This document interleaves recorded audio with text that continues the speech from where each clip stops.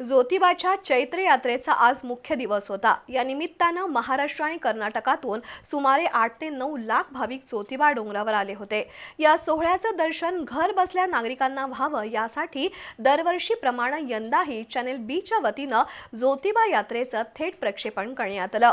दुपारी 12 वाजता सुरू झालेलं ज्योतिबाच्या यात्रेचं थेट प्रक्षेपण सायंकाळी पालखी सोहळा संपेपर्यंत सुरू होतं। या थेट प्रक्षेपणाचा लाखो प्रेक्षकांनी घर बसल्या आनंद घेतला। आज श्री ज्योतिबाच्या चैत्र यात्रेचा मुख्य दिवस होता। त्यासाठी महाराष्ट्र आणि कर्नाटकसह विविध राज्यातून सुमारे 8 लाख भाविक डोंगरावर दाखल झाले होते।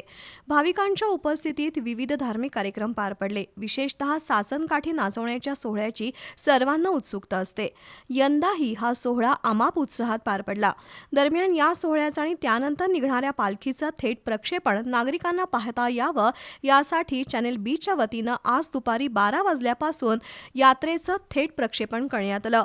बी भक्ती 535 या क्रमांकाच्या चॅनेलवर बीच्या लाखो प्रेक्षकांना ज्योतिबा यात्रेतील सासनकाठ्यांची मिरवणूक पालखी सोहळा घर बसल्या पाहता आला।